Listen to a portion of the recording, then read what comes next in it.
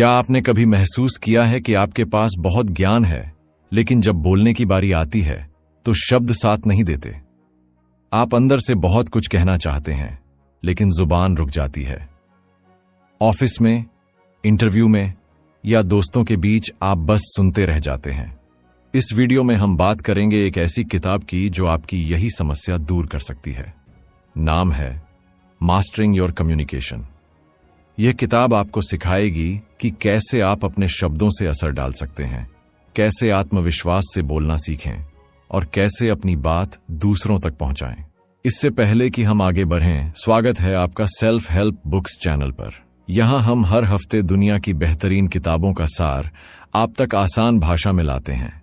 अगर आप खुद को बेहतर बनाना चाहते हैं, सीखना चाहते हैं, तो ये चैनल आपके लिए है। वीडियो पसंद आए तो लाइक करें, चैनल को सब्सक्राइब करें और सुपर थैंक्स से हमारा समर्थन करें। आप मेंबरशिप लेकर एक्सक्लूसिव वीडियो भी देख सकते हैं। अब चलिए शुरू करते हैं इस जबरदस्त किताब का सार, जो आपके बोलने के तरीके को बदल कर रख देगी। ये कहानी है एक ऐसे इंसान की जो पढ़ा लिखा था, मेहनती था, लेकिन जब भी लोगों के सामने बोलना होता, उसकी आवाज कांप जाती थी। मीटिंग्स में चुप रह जाता, इंटरव्यू में अटक जाता और अपने मन की बात कह भी नहीं पाता। उसके अंदर एक बेचैनी थी। काश मैं भी आत्मविश्वास से बोल पाता। उसके पास ज्ञान था, लेकिन तरीका नहीं था। एक दिन उसने ठान लिया कि अब बदलना है। उसने एक किताब पढ़ी जिसने सब कुछ बदल दिया, मास्टरिंग योर कम्युनिकेशन। इस किताब का पहला पन्ना ही उसे झकझोर देता है। लेखक लिखता है, हर इंसान के पास एक कहानी होती है, लेकिन हर किसी को उसे कहने का तरीका नहीं आता। ये बात सीधे उसके दिल को छू जाती है। उसने सोचा, मैं भी तो अपनी बात कह नहीं पाता। बस वहीं से उसकी सीखने की यात्रा शुरू हुई। उसने हर दिन कुछ नया सीखा, कैसे बोलें, क्या बोलें और कब बोलें। उसे समझ आया कि बोलना एक कला है और ये कला कोई भी सीख सकता है। बस जरूरत है सही दिशा और अभ्यास की। लेखक बताते हैं कि हमारी सबसे बड़ी रुकावट हमारा डर होता है। हम सोचते हैं, अगर लोग हंस पड़े तो, अगर मैं गलत बोल गया तो, यही डर हमें रोकता है। लेकिन डर को तोड़ना ही पहला कदम है। किताब कहती है, अगर आप खुद पर विश्वास नहीं कर सकते तो कोई और क्यों करेगा। फिर वो बताता है अभ्यास का तरीका। रोज शीशे के सामने 5 मिनट बोलने की आदत डालो। कोई भी विषय हो, बस बोलो। इससे धीरे धीरे डर दूर होगा और आत्मविश्वास बढ़ेगा। यही है शुरुआत असरदार बोलने की। किताब हमें यह भी सिखाती है कि डर को खत्म करने के बाद अगला कदम है तैयारी। बिना तैयारी के आप चाहे कितना भी बोलो, असर नहीं होगा। लेखक कहते हैं, प्रभावी बोलने का 70% हिस्सा तैयारी होती है। इसका मतलब है, जो भी बोलना है, पहले सोचो, समझो और फिर बोलो। अपने विचारों को साफ करो। अगर आप इंटरव्यू दे रहे हैं या प्रेजेंटेशन, तो उसकी स्क्रिप्ट तैयार करो, रिहर्सल करो। जितनी बार आप अभ्यास करोगे, उतना ही आत्मविश्वास आएगा। तैयारी ही सफलता की असली चाबी है। इस किताब में बताया गया है कि सिर्फ शब्द काफी नहीं होते, आपकी आवाज और बोलने का तरीका भी मायने रखता है। जब आप किसी विषय पर बोलते हैं, तो आपका टोन, आपकी पिच और आपका ठहराव आपकी बात को मजबूत बनाता है। लेखक समझाते हैं कि अगर आप हर बात एक ही तरीके से बोलते हैं, तो सामने वाला ऊब जाएगा। लेकिन अगर आप अपनी आवाज में उतार चढ़ाव लाते हैं, थोड़ा रुक कर बोलते हैं, तो लोग ध्यान से सुनते हैं।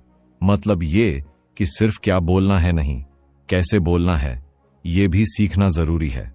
मास्टरिंग योर कम्युनिकेशन बताती है कि कहानी कहना एक ताकत है। अगर आप सिर्फ फैक्ट्स या जानकारी देंगे, लोग भूल सकते हैं। लेकिन अगर आप वही बात एक छोटी कहानी में कहें, तो वो दिल तक जाती है। लेखक कहते हैं, लोग डेटा भूलते हैं, लेकिन कहानियां याद रखते हैं।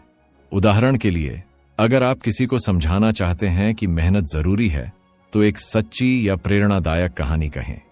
कहानी से भावनात्मक जुड़ाव होता है और यही जुड़ाव आपकी बात को असरदार बनाता है। अब उस व्यक्ति की जिंदगी में बदलाव आ रहा था। उसने तैयारी की, अभ्यास किया और अब उसे मौका मिला एक बड़े प्रेजेंटेशन का। पहले वो घबरा रहा था, लेकिन इस बार कुछ अलग था। उसने गहरी सांस ली और वो सब कहा जो वो इतने दिनों से सीख रहा था। शब्द निकले, ठहराव के साथ, आत्मविश्वास के साथ। जब वो खत्म हुआ, तो हॉल तालियों से गूंज उठा। यह उसकी पहली जीत थी और उसने वहीं जाना। सही तकनीक, तैयारी और आत्मविश्वास से कोई भी बोलना सीख सकता है। यही किताब का जादू था। किताब के दूसरे हिस्से में लेखक हमें बोलने की गहराई से तकनीकें बताते हैं। 3 मुख्य चीजें हैं, टोन, पिच और पॉज। टोन यानी आपका भाव, पिच यानी आपकी आवाज की ऊंचाई और पॉज यानी रुकना। ये तीनों मिलकर आपकी बात को असरदार बनाते हैं। जब आप पॉज लेते हैं तो आपकी बात का वजन बढ़ता है। एक अच्छी पॉज लोगों को सोचने का समय देती है और आपकी बात को गहराई देती है। लेखक कहते हैं, कभी कभी चुप रहना सबसे शक्तिशाली संवाद होता है। ये सीखना एक बड़ा परिवर्तन लाता है। इस किताब में एक और बेहद जरूरी बात बताई गई है, फीडबैक लेना। बहुत से लोग सोचते हैं कि अगर उन्होंने बोलना सीख लिया तो अब सब कुछ ठीक है, लेकिन लेखक कहते हैं, जब तक आप दूसरों से यह नहीं जानेंगे कि आपकी बातों का असर कैसा हुआ, तब तक सुधार मुश्किल है। अपने दोस्तों, परिवार या साथियों से पूछिए, क्या मैं ठीक से बोल पाया? क्या समझ आया? जब आप दूसरों के नजरिए से खुद को देखेंगे, तभी आप असली सुधार कर पाएंगे। फीडबैक न लें तो सुधार बंद हो जाता है, और सुधार बंद हुआ तो ग्रोथ भी रुक जाती है। लेखक एक बहुत सुंदर बात कहते हैं, अच्छा बोलने वाला पहले अच्छा सुनने वाला होता है। हम में से कई लोग सिर्फ अपनी बात कहने की जल्दी में रहते हैं, लेकिन सामने वाला क्या कह रहा है ये सुनते ही नहीं। अगर आप सच में असरदार संवाद करना चाहते हैं तो पहले ध्यान से सुनना सीखिए। सामने वाले के शब्दों को समझिए, उसकी भावनाओं को महसूस कीजिए। जब आप समझकर जवाब देंगे तो आपकी बात ज्यादा गहरी होगी। संचार का पहला कदम है सुनना, और यह कला बहुत कम लोग सीखते हैं। क्या आप जानते हैं कि आपकी बॉडी लैंग्वेज भी आपकी बातों जितनी ही महत्वपूर्ण होती है? किताब में बताया गया है कि जब आप किसी से बात करते हैं तो आपके हाथों की हरकतें, खड़े होने का तरीका और आपकी आंखों का संपर्क सामने वाले पर बड़ा असर डालते हैं। अगर आप आंख मिलाकर बात करते हैं तो सामने वाला आपको गंभीरता से लेता है। अगर आप सीधे खड़े होते हैं तो आत्मविश्वास झलकता है। लेखक कहते हैं, शब्दों से पहले शरीर बोलता है। इसलिए बॉडी लैंग्वेज को सही करना बेहद जरूरी है। अब उस व्यक्ति की जिंदगी पूरी तरह बदल चुकी थी। अब वो दुकानदार से बात करते समय भी आत्मविश्वास से भरपूर दिखता था। ऑफिस की मीटिंग्स में खुलकर अपनी राय रखता था और दोस्तों के बीच चर्चा में बढ़ चढ़कर भाग लेता था। जो कभी अपनी बात कहने से डरता था, अब लोग उसकी बातों को ध्यान से सुनते थे। यह सब इसलिए संभव हो पाया क्योंकि उसने अपने अंदर झांका, डर को पहचाना और उसे तोड़ा। उसने सीखा कि बोलना कोई जन्मजात गुण नहीं, बल्कि एक सीखी जा सकने वाली कला है। किताब के तीसरे भाग में लेखक हमें एक और जरूरी चीज सिखाते हैं, इम्पैक्टफुल मैसेजिंग, यानी ऐसा संवाद जो लोगों को छू जाए। इसके लिए 3 जरूरी बातें हैं, स्पष्टता, भावनात्मक जुड़ाव और सही समय। अगर आपकी बात साफ नहीं है, लोग भ्रमित हो जाते हैं। अगर उसमें भावना नहीं है तो असर नहीं होगा, और अगर समय गलत है तो अच्छी बात भी बेकार हो जाती है। लेखक कहते हैं, बात वही मायने रखती है जो सही समय पर सही अंदाज में कही जाए। यही फर्क लाता है सामान्य और महान वक्ता में। इम्पैक्टफुल मैसेजिंग को समझने के लिए लेखक एक छोटी सी तकनीक बताते हैं, SBC फॉर्मूला। इसका मतलब है सिंपल, ब्रीफ, क्लियर, यानी बात को आसान, संक्षिप्त और स्पष्ट रखें। जब आप अपनी बात को घुमा फिराकर या लंबे शब्दों में कहते हैं तो लोग बोर हो जाते हैं या उलझ जाते हैं। लेकिन अगर आपकी बात सरल हो, कम शब्दों में हो और सीधी हो तो उसका असर गहरा होता है। याद रखिए, प्रभावी संचार का मतलब है कम शब्दों में ज्यादा बात कहना। यही तरीका महान नेताओं और वक्ताओं का होता है। लेखक कहते हैं कि आपकी पहली लाइन ही यह तय करती है कि लोग आपकी पूरी बात सुनेंगे या नहीं। इसे कहते हैं अटेंशन हुक। जब आप किसी भी बातचीत की शुरुआत करते हैं तो कोशिश करें कि शुरुआत एक सवाल से करें, एक तथ्य से करें या एक दिलचस्प लाइन से। इससे सामने वाला चौंकता है, सोचता है और सुनने लगता है। उदाहरण के लिए, क्या आप जानते हैं कि 90% लोग अपनी बात ठीक से कह ही नहीं पाते? ऐसी शुरुआत से जुड़ाव बनता है।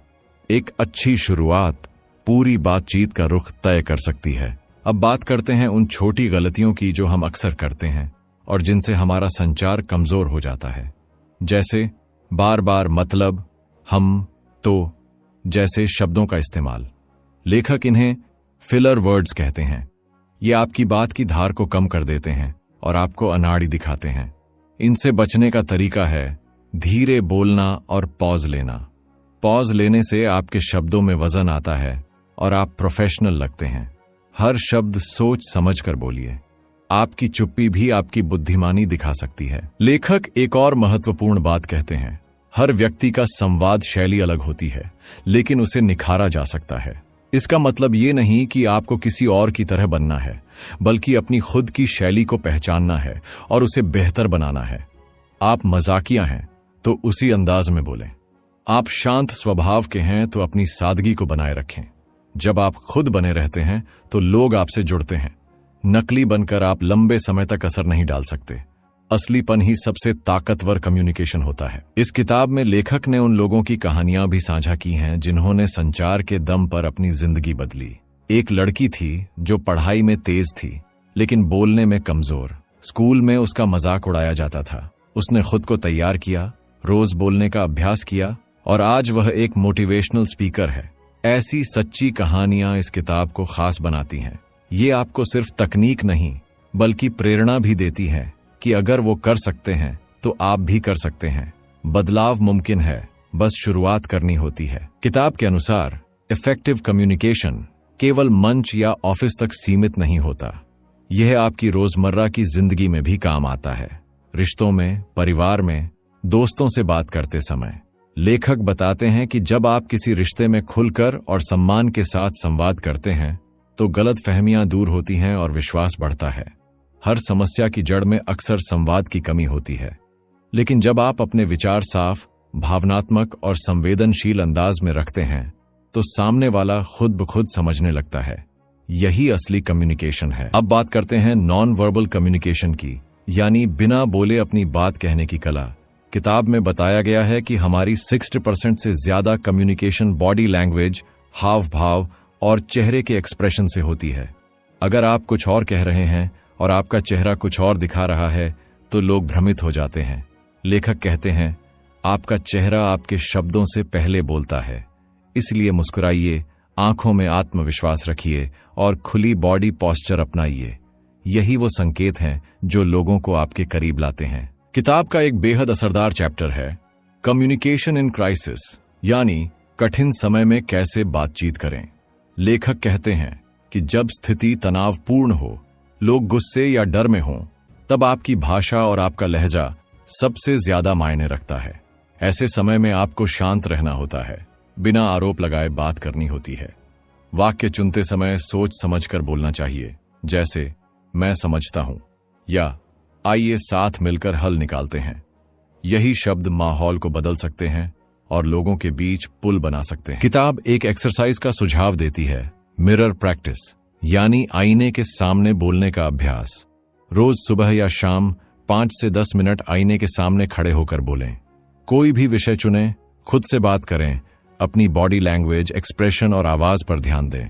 लेखक कहते हैं, आईना आपका सबसे ईमानदार कोच है। जब आप खुद को बोलते हुए देखेंगे तो आप अपनी कमियों को बेहतर पहचान पाएंगे और उनमें सुधार कर सकेंगे। यह साधारण सी तकनीक लंबे समय में कमाल का बदलाव ला सकती है। अब बात करते हैं ऑडियंस अंडरस्टैंडिंग की, यानी जानना कि आप किससे बात कर रहे हैं। किताब कहती है कि हर बातचीत का असर इस बात पर भी निर्भर करता है कि आपने सामने वाले को कितना समझा है।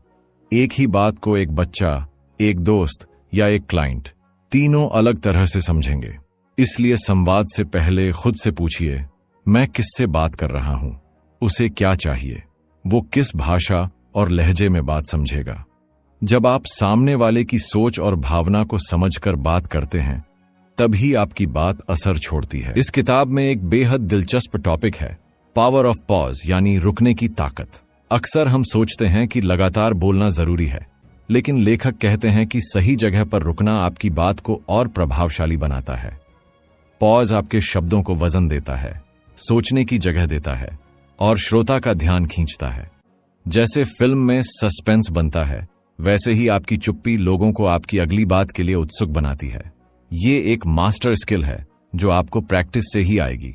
बोलते समय जानबूझकर पॉज लेना सीखिए। एक जरूरी बात जो किताब हमें सिखाती है, don't try to impress, try to express. बहुत से लोग बोलते समय दूसरों को प्रभावित करने की कोशिश करते हैं, कठिन शब्द, भारी भरकम वाक्य, लेकिन इसका उल्टा असर होता है। लेखक कहते हैं, जब आप दिखावा करते हैं तो आप खोखले लगते हैं, लेकिन जब आप अपने दिल से सच्चाई से बोलते हैं तो आपकी बात सीधे दिल में उतरती है। इसलिए हमेशा कोशिश करें कि आप अपने विचारों को ईमानदारी से साझा करें, न कि केवल दूसरों को प्रभावित करने के लिए। लेखक बताते हैं कि संवाद केवल सामने वाले को समझाने के लिए नहीं, बल्कि खुद को भी बेहतर जानने का जरिया है। जब आप अपनी बात को शब्दों में ढालते हैं तो आपकी सोच और भी स्पष्ट हो जाती है। यह किताब बताती है कि कम्युनिकेशन केवल बाहर की कला नहीं, बल्कि अंदर की प्रक्रिया भी है। संवाद करते समय आप अपने भीतर छुपे डर, उलझनों और भावनाओं से रूबरू होते हैं। यही वजह है कि अच्छे वक्ता पहले अच्छे विचारक होते हैं। जब आप सोच साफ करते हैं तो आपकी आवाज में खुद ब खुद ताकत आ जाती है। मास्टरिंग योर कम्युनिकेशन हमें यह भी सिखाती है कि गलत फहमियों से कैसे निपटें। अक्सर बातचीत में ऐसी स्थिति आ जाती है जब बात का मतलब कुछ और निकलता है और झगड़ा हो जाता है। लेखक सुझाते हैं कि ऐसे समय में तुरंत बचाव की मुद्रा में आने की बजाय स्पष्टता से पूछें, क्या आप यही कहना चाह रहे थे? यह एक छोटी सी लाइन बड़ी गलतफहमियों को रोक सकती है। खुला संवाद बिना आरोप और बिना टकराव के रिश्तों को बचा सकता है। सही संवाद केवल शब्द नहीं, समझ भी मांगता है। अब एक बेहद गहरी बात, लेखक कहते हैं कि हर इंसान का सबसे बड़ा डर है कि उसे सुना नहीं जाएगा। जब आप किसी की बात ध्यान से सुनते हैं, आंखों में देखकर जवाब देते हैं और उनके विचारों को महत्व देते हैं, तो आप सिर्फ अच्छे वक्ता नहीं, अच्छे इंसान बनते हैं। इस किताब का मकसद सिर्फ बोलना सिखाना नहीं, बल्कि सुनने और समझने की शक्ति भी देना है। कम्युनिकेशन एक रास्ता है आत्मा से आत्मा तक पहुंचने का, और जब आप उस स्तर पर संवाद करते हैं तो आपके शब्द जादू बन जाते हैं। किताब में एक और ताकतवर सुझाव है, थिंक बिफोर यू स्पीक, यानी बोलने से पहले सोचो। कई बार हम भावनाओं में बहकर कुछ ऐसा बोल देते हैं जो सामने वाले को ठेस पहुंचा देता है या बात का गलत असर पड़ता है। लेखक कहते हैं, हर शब्द की अपनी एक कीमत होती है और हर चुप्पी की भी। जब आप बोलने से पहले कुछ सेकंड रुक कर सोचते हैं क्या कहना है, कैसे कहना है, तो आप सिर्फ शब्द नहीं, बुद्धिमानी से संवाद कर रहे होते हैं। ये आदत रिश्तों को गहरा करती है और गलत फहमियों से बचाती है। अब बात करते हैं डिजिटल कम्युनिकेशन की, यानी जब आप चैट, ईमेल, सोशल मीडिया के जरिए बात करते हैं। किताब बताती है कि लिखे गए शब्दों में भावनाएं छुप जाती हैं, इसलिए ऑनलाइन बातचीत में शब्दों का चयन और भी ज्यादा सोच समझकर करना चाहिए। कोई भी बात नाराजगी या गलतफहमी पैदा न करे। इसके लिए लेखक सुझाव देते हैं कि अपनी बात को स्पष्ट, सम्मानजनक और विनम्र रखें। कैप्स लॉक या जैसी चीजें टालें। लिखित संवाद में आपकी भाषा ही आपका चेहरा होती है, इसलिए उसे संवार कर रखें। कई लोग बोलने से डरते हैं क्योंकि उन्हें लगता है अगर मैं गलत बोल गया तो लोग क्या सोचेंगे। लेखक इसे फियर ऑफ जजमेंट कहते हैं। किताब में बताया गया है कि यह डर केवल आपकी कल्पना है। अधिकतर लोग उतने ध्यान से आपकी गलतियां नहीं पकड़ते जितना आप सोचते हैं।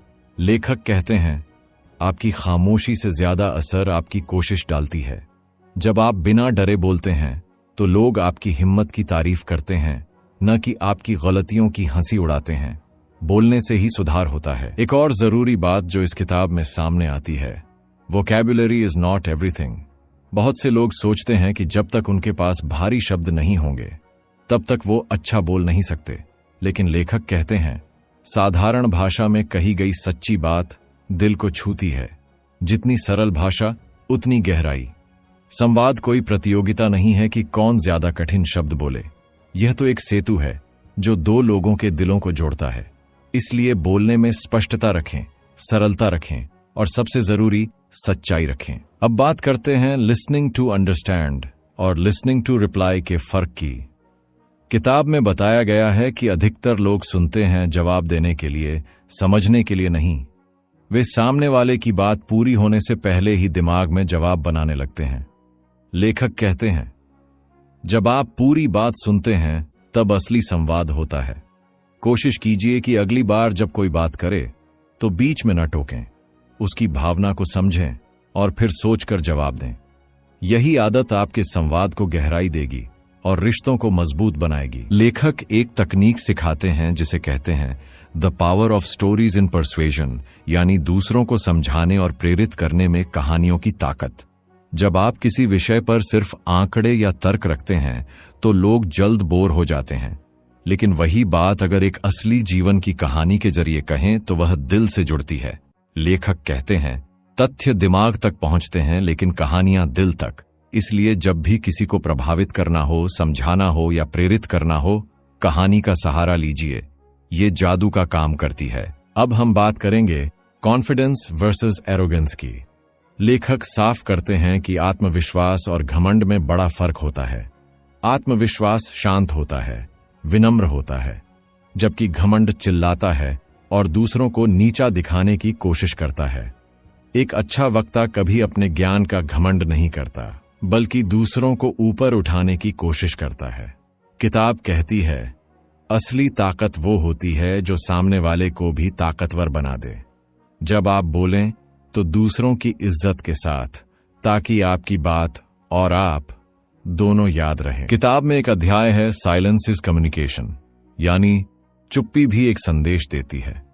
कभी कभी जब आप कुछ नहीं कहते तब भी आप बहुत कुछ कह जाते हैं। आपकी चुप्पी सहमति हो सकती है, असहमति हो सकती है, या एक भावनात्मक संकेत। लेखक बताते हैं कि चुप रहना भी एक कला है। जरूरी नहीं हर समय बोलना ही सही हो। जब कोई दुखी हो और आप कुछ न कहकर सिर्फ साथ बैठ जाएं, तो वो भी संवाद होता है। इसलिए चुप्पी को कमजोरी मत समझिए। सही समय पर की गई चुप्पी गूंज बन सकती है। अब आते हैं कंसिस्टेंसी इन कम्युनिकेशन पर, यानी संवाद में निरंतरता की अहमियत। अगर आप एक दिन बहुत अच्छा बोलें और फिर लंबे समय तक चुप रहें या अनियमित ढंग से बात करें तो लोगों का भरोसा टूटता है। लेखक कहते हैं आपका संवाद आपकी पहचान बनाता है। इसलिए कोशिश करें कि चाहे रिश्ते हों, ऑफिस का काम हो या आपकी ऑनलाइन मौजूदगी, संवाद में निरंतरता और स्थिरता बनी रहे। नियमित, ईमानदार और सुसंगत संवाद ही वो आधार है जिस पर भरोसे का मजबूत पुल तैयार होता है। लेखक हमें एक अद्भुत विचार के साथ छोड़ते हैं, be the voice that brings clarity not confusion. यानी जब भी आप बोलें, आपकी आवाज स्पष्टता लेकर आए, उलझन नहीं। दुनिया पहले से ही बहुत तेज, शोरगुल और भ्रम से भरी हुई है। ऐसे में अगर आपकी बातों से किसी को दिशा मिले, समाधान मिले या सुकून मिले, तो आप एक सच्चे संचारक हैं। यह किताब आपको शब्दों की ताकत सिखाती है, लेकिन साथ ही यह जिम्मेदारी भी देती है कि आप उस ताकत का इस्तेमाल समझदारी, करुणा और ईमानदारी से करें। लेखक एक और शक्तिशाली टूल का जिक्र करते हैं, एम्पैथी बेस्ड कम्युनिकेशन, यानी सहानुभूति पर आधारित संवाद। जब आप सिर्फ शब्द नहीं, सामने वाले की भावना भी समझते हैं, तो संवाद गहराता है। लेखक कहते हैं हर व्यक्ति सुना जाना चाहता है, लेकिन उससे भी ज्यादा समझा जाना चाहता है। इसलिए जब आप किसी की बात सुनें तो अपने दृष्टिकोण को थोड़ी देर के लिए किनारे रख दें और सोचें, अगर मैं उसकी जगह होता तो कैसा महसूस करता। यही सोच आपके शब्दों को संवेदनशील बनाएगी और सामने वाला आपके साथ जुड़ाव महसूस करेगा। अब किताब का एक और अद्भुत भाग, how to handle tough questions. लेखक कहते हैं कि जब आप किसी मीटिंग, इंटरव्यू या डिबेट में हों और कोई ऐसा सवाल पूछ लिया जाए जो चौंका दे या उलझा दे, तो घबराइए मत। पहला कदम है शांत रहना। दूसरा, सवाल को दोहराना ताकि दिमाग को सोचने का वक्त मिले। तीसरा, अगर जवाब ना आता हो तो ईमानदारी से कहना, यह अच्छा सवाल है, मुझे सोचने दीजिए। यह आपकी परिपक्वता और ईमानदारी दिखाता है। मुश्किल सवालों से भागने की नहीं, उन्हें समझदारी से संभालने की जरूरत होती है। इस किताब में एक विशेष हिस्सा उन लोगों के लिए है जो मंच पर बोलने से डरते हैं, जिसे हम स्टेज फियर कहते हैं। लेखक बताते हैं कि यह डर असल में आत्मसंदेह से आता है। मैं अच्छा नहीं बोल पाऊंगा, लोग क्या सोचेंगे जैसी सोच से। समाधान, तैयारी, अभ्यास और खुद पर विश्वास। जब आप रोज 5-10 मिनट बोलने का अभ्यास करते हैं, छोटी छोटी बातों से शुरुआत करते हैं, तो डर धीरे धीरे कम होता है। लेखक कहते हैं डर को खत्म मत कीजिए, उसे दोस्त बनाइए और उसी से आगे बढ़िए। अब बात करते हैं फीडबैक लेने और देने की कला की। अक्सर लोग या तो आलोचना से नाराज हो जाते हैं या दूसरों को फीडबैक देने से डरते हैं। लेखक कहते हैं फीडबैक एक गिफ्ट है, न कि हमला। जब आप दूसरों से फीडबैक लेते हैं तो सुधार का रास्ता खुलता है, और जब आप किसी को सुझाव दें तो उसकी तारीफ के साथ शुरुआत करें, फिर सुधार की बात कहें और अंत में प्रोत्साहन दें। इसे कहते हैं सैंडविच टेक्निक, तारीफ, सुझाव, प्रोत्साहन। इस तरीके से आप रिश्ते भी बचाते हैं और सुधार भी लाते हैं। किताब में अंत की ओर एक और गहरी बात आती है, be a life long communicator, यानी संचार कोई एक बार सीखी जाने वाली स्किल नहीं है, यह एक जीवन भर चलने वाला अभ्यास है। समय बदलता है, लोग बदलते हैं, माध्यम बदलते हैं, लेकिन संवाद की जरूरत हमेशा रहती है। लेखक कहते हैं जैसे शरीर को फिट रखने के लिए रोज कसरत करते हैं, वैसे ही दिमाग और दिल को जोड़ने के लिए संवाद का अभ्यास जरूरी है। अगर आप हर दिन थोड़ा थोड़ा बोलने, सुनने और समझने की कोशिश करेंगे तो एक दिन मास्टर बनना तय है। किताब में एक बेहद मूल्यवान सीख दी गई है, intent matters more than perfection, यानी बातचीत में परफेक्ट शब्दों की जगह आपका इरादा ज्यादा अहम होता है। लोग भूल सकते हैं आपने क्या कहा, लेकिन वो कभी नहीं भूलते कि आपने उन्हें कैसा महसूस कराया। लेखक कहते हैं अगर आपकी नीयत साफ है, भाव सच्चे हैं, तो थोड़ी बहुत भाषा की कमी मायने नहीं रखती। संवाद दिल से होना चाहिए, दिखावे से नहीं। जब आप सच्चे मन से बात करते हैं तो सामने वाला आपके शब्द नहीं, आपकी भावना को याद रखता है। अब बात करते हैं कम्युनिकेटिंग विद डिफरेंट पर्सनैलिटीज। हर इंसान अलग होता है, कोई शांत, कोई तेज, कोई भावुक, तो कोई तर्कशील। लेखक बताते हैं कि संवाद में सफलता तब मिलती है जब आप सामने वाले के स्वभाव को समझकर बोलें। एक भावुक व्यक्ति को आप ठंडे तर्कों से नहीं समझा सकते, और एक तार्किक व्यक्ति को केवल भावना से नहीं। किताब सुझाव देती है कि आप दूसरों के बोलने के ढंग, प्रतिक्रिया और बॉडी लैंग्वेज पर ध्यान दें। इससे आप समझ पाएंगे कि उन्हें कैसे अप्रोच करना है। यही संचार की कुंजी है। लेखक एक शानदार सुझाव देते हैं जिसे कहा गया है राइट बिफोर यू स्पीक। जब भी कोई महत्वपूर्ण बातचीत करनी हो, चाहे ऑफिस में प्रेजेंटेशन, रिश्ते में समाधान या बड़ी घोषणा, तो पहले उसे कागज पर लिख लें। इससे आपको स्पष्टता मिलेगी, गलतियां कम होंगी और आत्मविश्वास बढ़ेगा। लेखक कहते हैं जब शब्द मन में तैरते हैं तो वे भ्रम पैदा करते हैं, लेकिन जब वही शब्द कागज पर उतरते हैं तो वे दिशा देते हैं। यह आदत न केवल आपके विचारों को सहेजती है, बल्कि बोलने की कला को भी धार देती है। एक और अध्याय है अपोलोजाइजिंग ग्रेसफुली, यानी विनम्रता से माफी मांगने की कला। अक्सर लोग गलती मानने में झिझकते हैं क्योंकि उन्हें लगता है इससे उनकी छवि कमजोर होगी, लेकिन लेखक बताते हैं कि सच्चा संवाद वहीं होता है जहां ईमानदारी हो। मुझे खेद है कह देना आपकी विनम्रता और आत्मज्ञान को दर्शाता है। यह रिश्ता बचाता है और भरोसे को दोबारा स्थापित करता है। किताब बताती है माफी मांगना कमजोरी नहीं, साहस है, और सच्चे संवादक वही होते हैं जो गलती को स्वीकार कर आगे बढ़ते हैं। अब बात करते हैं एंडिंग कॉन्वर्सेशंस विद इम्पैक्ट। संवाद की शुरुआत जितनी जरूरी होती है, उसकी समाप्ति भी उतनी ही महत्वपूर्ण होती है। लेखक कहते हैं लोग आखिरी शब्दों को सबसे ज्यादा याद रखते हैं, इसलिए जब भी कोई बातचीत पूरी हो, उसे सकारात्मक, प्रेरक या सराहनीय शब्दों से खत्म करें। चाहे आप मीटिंग में हों, कॉल पर हों या आम बातचीत में, अंत में एक पॉजिटिव नोट जरूर जोड़ें, जैसे आपसे बात करके अच्छा लगा या आशा है हम फिर मिलेंगे। यही छोटी छोटी बातें आपको लोगों के दिल में जगह दिलाती हैं। किताब में एक महत्वपूर्ण विषय है नॉन वर्बल कम्युनिकेशन, यानी बिना शब्दों के बात करना। लेखक कहते हैं कि आपकी बॉडी लैंग्वेज, चेहरे के हाव भाव, आंखों का संपर्क और आवाज का टोन भी उतनी ही बात करते हैं जितनी आपके शब्द। कई बार बिना बोले ही आपकी भावनाएं सामने वाले तक पहुंच जाती हैं। इसलिए संवाद का 25% हिस्सा इस तरह का होता है। अच्छे वक्ता वही होते हैं जो अपने शारीरिक संकेतों को नियंत्रित कर सकारात्मक संदेश देते हैं। यह कला अभ्यास से आती है और आपके प्रभाव को दोगुना कर देती है। किताब में एक दिलचस्प विषय है, हैंडलिंग साइलेंस इन कॉन्वर्सेशंस। कई बार बातचीत के बीच में खामोशी आ जाती है और लोग उसे असहज समझते हैं, लेकिन लेखक बताते हैं कि कभी कभी खामोशी संवाद की गहराई को दिखाती है। यह सोचने, समझने और महसूस करने का मौका देती है। सही जगह पर खामोशी का उपयोग करें तो यह बात को और असरदार बना सकती है। लेखक सलाह देते हैं कि खामोशी से डरे नहीं, बल्कि उसे समझें और जरूरत पड़ने पर धीरे से बात शुरू करें। यह भी संवाद का एक हिस्सा है। अब बात करते हैं बिल्डिंग रैपोर्ट क्विकली की। लेखक बताते हैं कि जब भी आप किसी से नए मिलें, जल्दी से रिश्ता बनाना जरूरी होता है।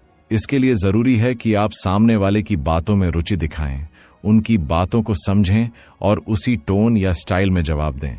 इसे मिररिंग कहते हैं।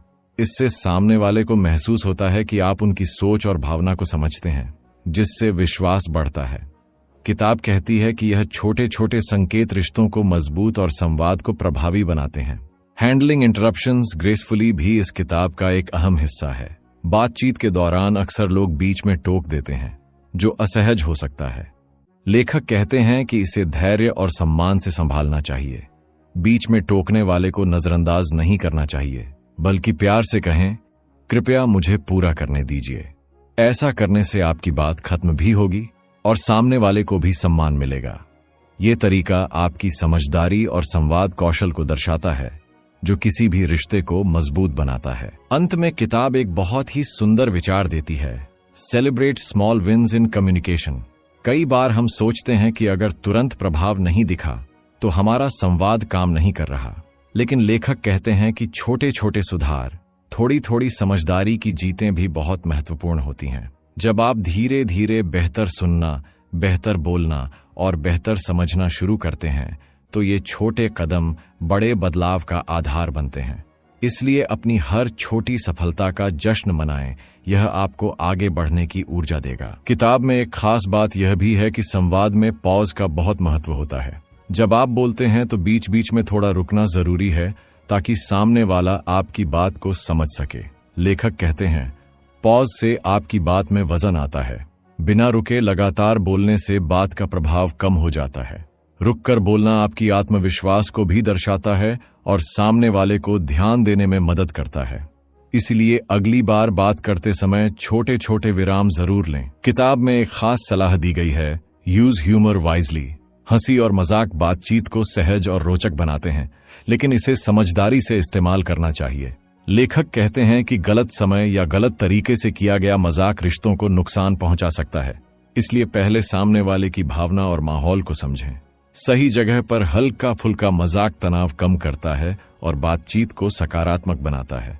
यह संवाद को एक मनोहर रंग देता है, जो यादगार बन जाता है। अब बात करते हैं क्वेश्चंस दैट क्रिएट कनेक्शन की। लेखक बताते हैं कि संवाद में सिर्फ बातें करना ही नहीं, सही सवाल पूछना भी बहुत जरूरी होता है। ऐसे सवाल जो सामने वाले की सोच और भावना को सामने लाएं, वे संबंध गहरा करते हैं। उदाहरण के लिए, आपको इस बात में क्या सबसे ज्यादा पसंद आया, या आप इस स्थिति को कैसे देखते हैं? ऐसे सवाल सामने वाले को खुलने का मौका देते हैं। किताब कहती है, सही सवाल सही संवाद की नींव है। लेखक एक अंतिम महत्वपूर्ण बात कहते हैं, बी जेन्युइन ऑलवेज, यानी संवाद में हमेशा सच्चाई और ईमानदारी से काम लें। जब आप नकली बने बिना अपनी असली भावनाओं के साथ बात करते हैं, तो लोग आपसे जुड़ाव महसूस करते हैं। झूठ या दिखावा जल्द ही पकड़ा जाता है और भरोसा टूटता है। किताब में लिखा है, सच्चा संवादक वही जो दिल से बात करे। इसीलिए अपनी असली आवाज खोजें और उससे संवाद करें। यही आपकी सबसे बड़ी ताकत होगी। अंत में किताब हमें याद दिलाती है कि संवाद कोई आसान काम नहीं है, लेकिन इसे सीखा जा सकता है। मास्टरिंग योर कम्युनिकेशन हमें लगातार अभ्यास, धैर्य और आत्मनिरीक्षण का महत्व समझाती है। हर दिन थोड़ा बेहतर बनने की कोशिश करें। याद रखें, बेहतर संवाद से रिश्ते मजबूत होते हैं, करियर तरक्की करता है और जीवन खुशहाल बनता है। अगर आपको यह वीडियो पसंद आया हो तो हमारे चैनल सेल्फ हेल्प बुक्स को सब्सक्राइब करें और मेंबरशिप लें, ताकि आपको एक्सक्लूसिव कंटेंट मिल सके। धन्यवाद। अगर आपको यह किताब का सारांश और टिप्स पसंद आए तो हमारे चैनल सेल्फ हेल्प बुक्स को अभी सब्सक्राइब करें। नीचे लाइक करें, शेयर करें और कमेंट में बताएं कि आपको कौन सी किताब का सारांश चाहिए। अगर आप हमारे कंटेंट को और गहराई से समझना चाहते हैं तो मेंबरशिप जरूर लें। इससे आपको एक्सक्लूसिव वीडियो और विशेष सामग्री मिलेगी। और हाँ, अगर वीडियो अच्छा लगा हो तो सुपर थैंक्स जरूर भेजें ताकि हम आपके लिए और भी बढ़िया कंटेंट ला सकें। आपके सपोर्ट से ही हमारा चैनल आगे बढ़ता है। धन्यवाद।